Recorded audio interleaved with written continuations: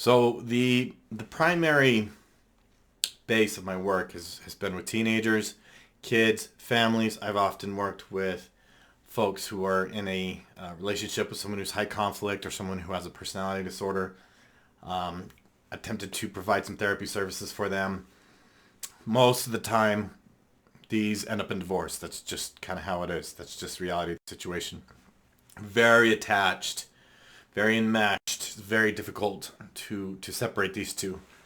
But inevitably, the wheels come off, and if you're trying to divorce someone or go through a custody hearing, custody battle with a high conflict type or someone that has a personality disorder, or if you're kind of in the later stages and you're struggling to co-parent with someone who has a personality disorder, and the whole thing is just chaos and unpredictable, and it's just complete chaos. I have created an online course on Udemy. It's my 14 rules for high conflict co-parenting. Again, when I say high conflict types, it may or may not be someone who has a personality disorder. I believe that there are people out there who are just kind of high conflict. They just create conflict. They may or may not be able to be diagnosed with a personality disorder. But here's the thing, is most people, they turn to their lawyer and they turn to the court to help bring order to the chaos. Here's a problem with that, and I'm going to do another video on this and go into more detail. Family courts are chaos. They will not assist you in successfully co-parenting. And there are specific reasons why. And that is that the escalation process. You've probably learned that if you know someone who has a personality disorder, if you know someone who's high conflict, and you get them escalated, there's nothing they won't do. They will pull out all the stops. They will just absolutely go crazy. And so my 14 rules, which by the way started out as 6, and the more that I went through it, the more I was like, well, this is important too, and that's important too. And so it ended up being 14 up to 15, and then I conglomerated 2 of the rules. They were just similar enough. But I ended up with 14 total rules, and I know that's kind of a lot of rules, but it's a very robust course on Udemy to give guidelines. You may be in a co-parenting situation for the duration. Maybe you've got, the youngest kid is 2 years old, and you got 16 more years of trying to co-parent with this person, or 16 or so more years. And that can be exhausting. It can also take its toll on the kids. It can also take its toll on any future relationships or marriages that you might have. I've seen it where the high conflict ex just puts a wedge between the you and your new partner, and it just becomes too much, puts too much strain on your relationship. So what the high conflict situation actually needs is, it needs boundaries, it needs rules.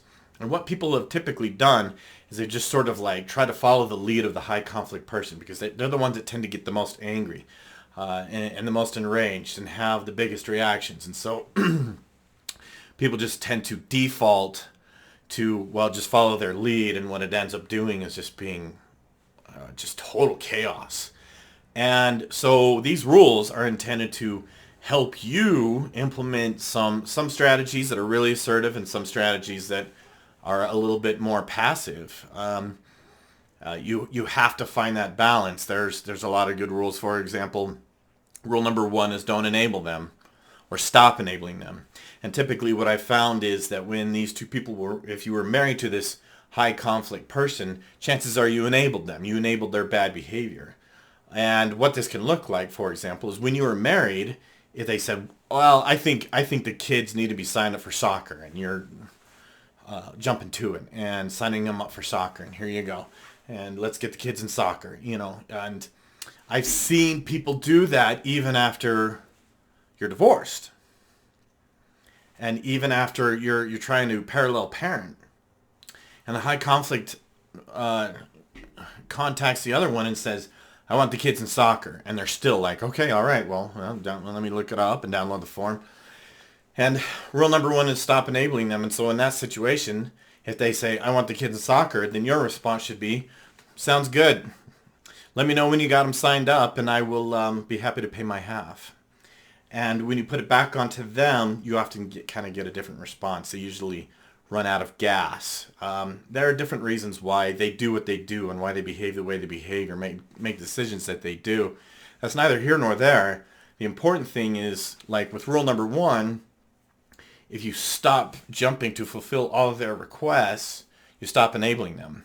Because when you do that, you still have them giving the upper hand. They become the primary decision maker.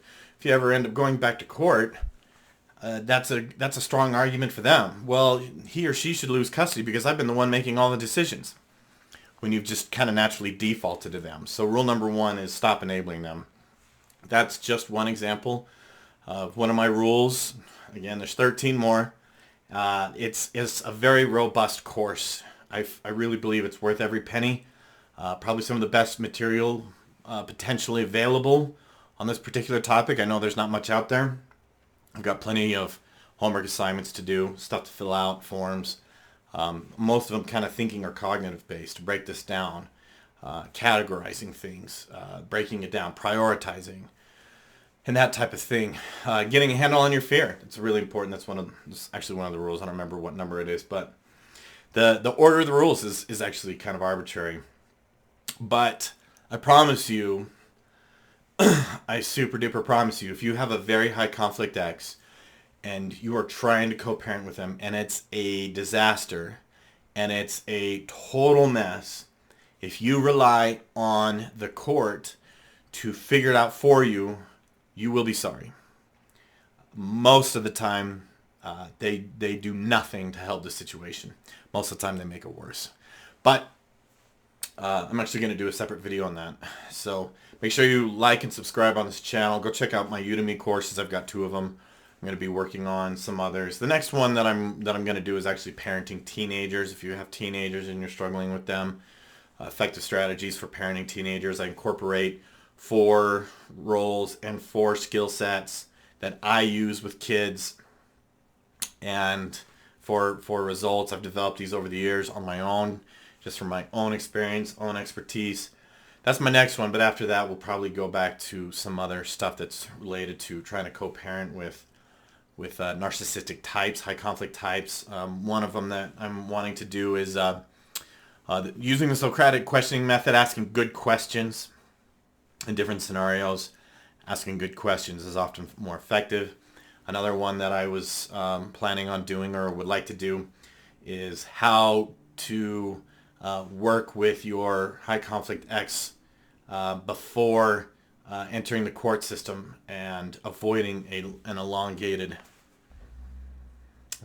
court battle. So yeah, so you got to stay tuned. You got to like and subscribe and go check out my Udemy course. There's a link in the description below. So thank you for watching, and good luck.